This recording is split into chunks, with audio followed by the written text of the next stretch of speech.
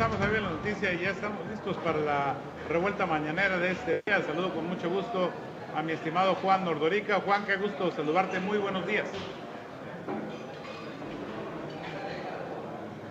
No está, amigo, todavía. Vamos con mi estimado amigo Gregorio García Vázquez, Goyo 310. Goyo, qué gusto saludarte. Muy buenos días. Buenos días, amigo Enrique. Hasta allá, hasta el puerto de Mazatlán. Hoy sí traigo la playerona de los Venados de Mazatlán. Un saludo para ti, para doña Mari, para Lupita, para Carlos, don Juan, a Gilberto, que no están a llegar, sobre todo la raza que escucha la mesa de análisis más chingona en Sinaloa, la revuelta y media. Muchas gracias, mi estimado Goyo. Te saludo desde Mazatlán con mucho gusto. Y te saludo también con mucho gusto a mi estimado Juan Ordorica. Juan, qué gusto saludarte. Muy buenos días. Muy buenos días, Enrique, mi compañera de mesa, y por supuesto a nuestros amigos del auditorio que hoy en viernes nos están prestando su tiempo.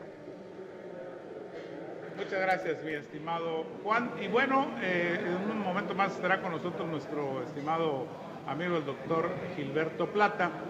Y bueno, ayer salió este tema de la ley de amnistía en el estado de Sinaloa.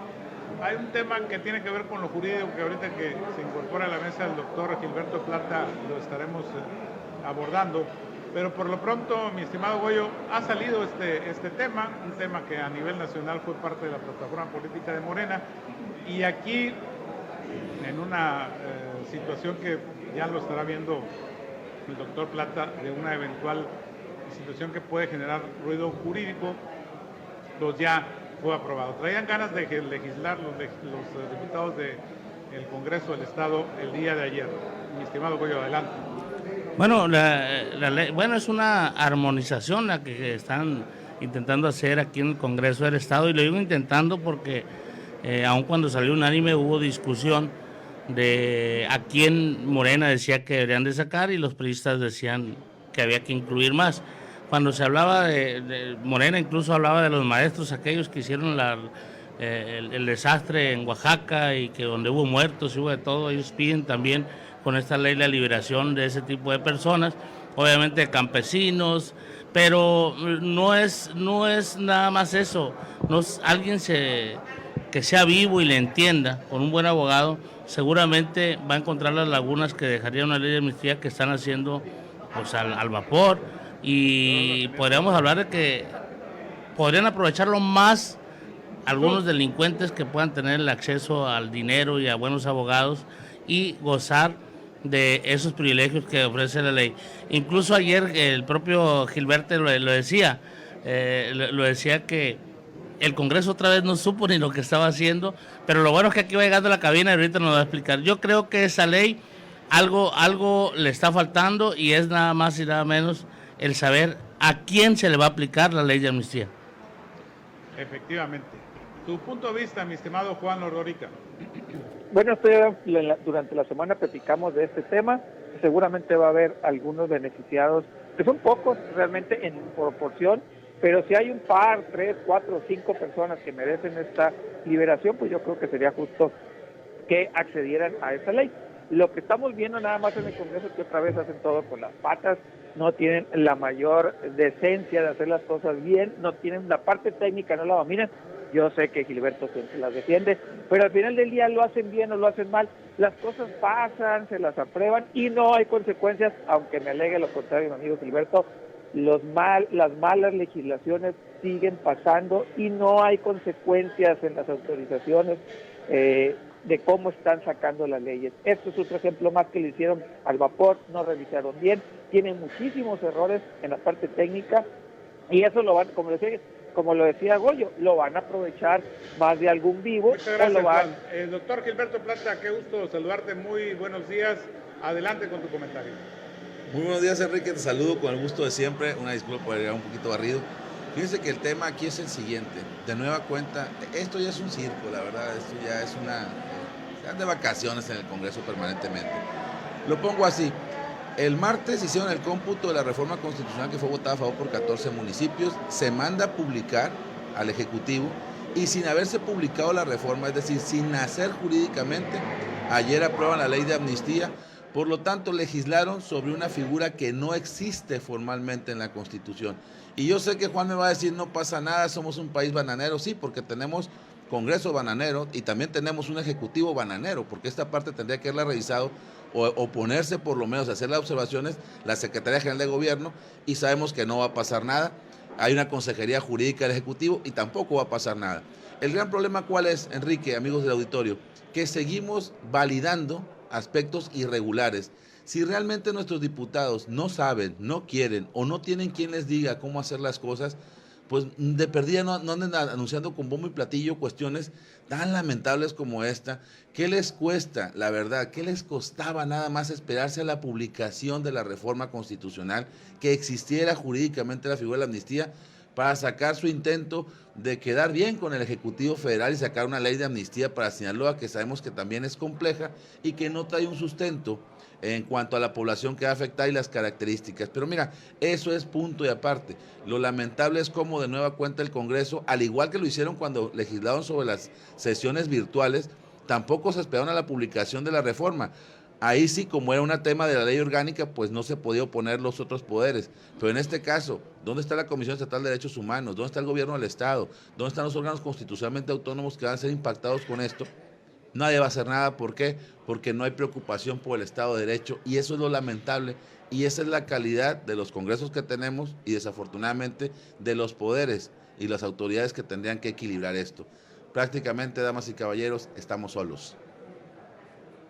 Muchas gracias, doctor. Una disculpa, mi estimado Juan, tuve un problema que se me cruzaron las señales de aire y la de redes sociales y me metí de manera inapropiada en tu participación. Si deseas concluir, adelante, por favor, Juan.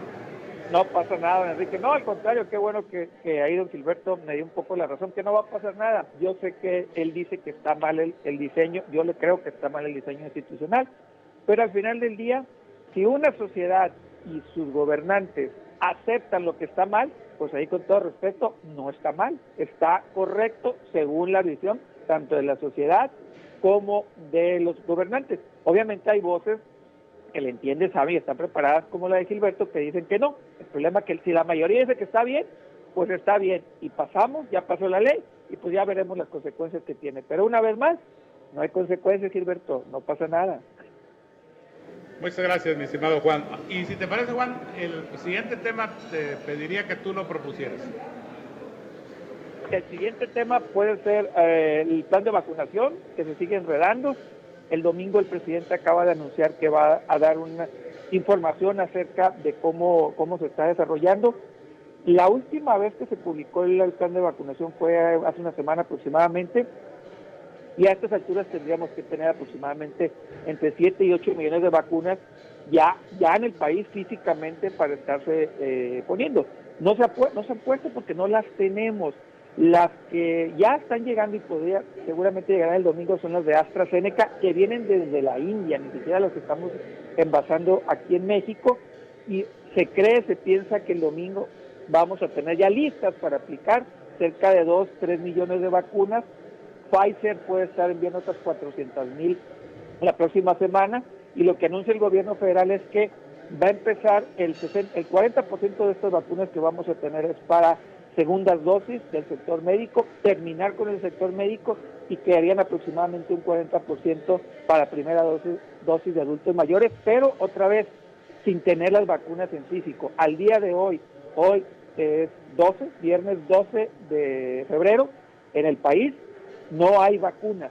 Se espera que el domingo lleguen 2 millones, pero repito, físicamente ahorita México no tiene ninguna vacuna. Muchas gracias, Juan. Tu participación, doctor Gilberto Plata. La verdad es que lo habíamos comentado en el segmento, en la mesa anterior, donde tocamos el tema de las vacunas, y nos damos cuenta, Enrique, que es un plan de vacunación sin plan. La verdad es de que yo lo señalaba, se hizo a un lado un sistema nacional de vacunación que a través de las instituciones de salud pública había sido y ha sido implementado exitosamente en el país desde generaciones. Recordemos todos nuestros niños, la cartilla nacional de vacunación, etcétera, etcétera. Hay una logística, hay una infraestructura que fue dejada de lado por el gobierno federal por la idea de que sea el ejército y los siervos de la nación, estos operadores entre políticos y electorales que tiene el gobierno federal para hacer lucir sus programas sociales, y en los cuales pues partieron de una premisa falsa. ¿Cuál es esta? Hacer un plan de vacunación sin tener las vacunas, sin tener logística, sin tener personal capacitado para ello, y sobre todo, lo más triste y lamentable, sin un padrón. Ahí andan hablándole a la gente que se quiere vacunar, que no. O sea, la verdad es que al igual que los otros programas sociales, esto está haciendo una ocurrencia al bravazo, improvisando, y aquí están los resultados. La verdad es de que México es uno de los países más rezagados en el tema del avance de la vacunación, y sobre todo, no hay una estrategia. Recordemos el fiasco que fue el tema de la vacunación en Campeche hacia los maestros, porque iban a regresar a clases, baja semáforo amarillo, no regresan a clases. Lo lamentable aquí de todas estas confusiones y errores es que el personal de salud, la primera línea de atención y de riesgo en COVID, sigue sin ser vacunada y corriendo el riesgo. Eso es lo más lamentable. Mi estimado Goyo, adelante, por favor. El problema es que si hoy estuviera la vacuna, ¿quién la iba a poner? No hay quien la ponga. Yo ayer hablaba otra vez con las mismas personas, el caso que comentaba, me dijo, no, es que a los que estaban en reposo, aparte que les pusieron la vacuna, les dieron un bono COVID, dice, si no van a trabajar, y a nosotros que estamos aquí no hay quien la ponga.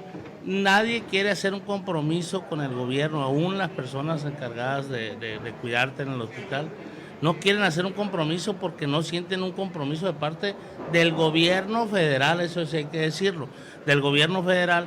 Ven bien al doctor Chapatín aquí, pero es difícil que él les pueda responder de una manera bien, porque no se puede. Definitivamente, si hoy hubiera la vacuna, no hay quien la ponga, no hay el personal necesario. Van a mandar los borregos esos de la nación, y pues si no saben llenar la hoja porque la escriben mal, menos van a saber ponerte una inyección. Esa es la realidad de las cosas. En fin, hay que seguir aguantando, hay que seguir esperando, y nosotros seguimos firmes para poner en el 2022. Eso, por allá nos va a tocar, ¿eh? Ya verás, es sin lugar a dudas algo de lo que vamos a ver, lamentablemente, para mucha población de nuestro país. Y vamos a otro tema. Si te parece, doctor Gilberto Plata, adelante, tú propones. Fíjate que en esta misma línea, Enrique, de lo que está pasando entre nuestra farándula política y el tema de la pandemia, hay una situación que viene y que no vemos organizados en sus equipos de campaña ni en sus esfuerzos. Yo no estoy viendo de qué manera se va a vertebrar la autoridad, y ya lo habíamos señalado, el tema del IES, los protocolos. ¿Cómo vienen las campañas? O sea, la verdad es que el síndrome de inmortales de nuestros candidatos se tiene que acabar, porque ahorita, aún cuando están en intracampañas, donde no hay publicidad, por llamarle un modo, se inventan que la reunión, que ir a comer allá al comedero fulanito de tal, aquí en los tacos de fulanito, o buscan reuniones con simpatizantes, y el tema son los protocolos. Sigue habiendo ausencia de protocolos, y la verdad, afortunadamente, y qué bueno, el senador Rubén Rocha Moya salió de un segundo COVID. Ha habido otros candidatos que han tenido anteriormente COVID, pero la verdad, lo que sabemos que ni ellos, ni la población, o sea, nosotros, somos inmortales ni inmunes totalmente al COVID. Está en alta la incidencia, hay que decirlo, desde el tema de la Serie del Caribe, hay que ver las consecuencias que están empezando a vivir ya, pero el gran problema es de qué parte se está trabajando con las autoridades. Y también apelar a la conciencia de los aspirantes. No podemos, déjense de aferrar a esos viejos modelos de hacer campaña y posicionarse, porque en tiempos de la pandemia no se puede, no se debe, y es peligroso tanto para ellos como para la población. Y creo que en esta parte de nueva cuenta se está postergando, todo el mundo hablamos del tema, pero no se toman acciones, no se están instrumentando ya para cuando llegue el momento. Y no quisiera yo pensar en que tristemente, como en otros estados se ha dado, algún candidato o candidata pierda la vida por un tema de COVID, por el tema de los riesgos que implica esta forma de hacer campaña tradicional que ya no cabe por la pandemia. Adelante, Juan, por favor. Sí, ahorita que dice Gilberto acerca de las campañas de tradicionales, cómo van a cambiar, yo creo que hasta el día de hoy los candidatos igual no la han entendido.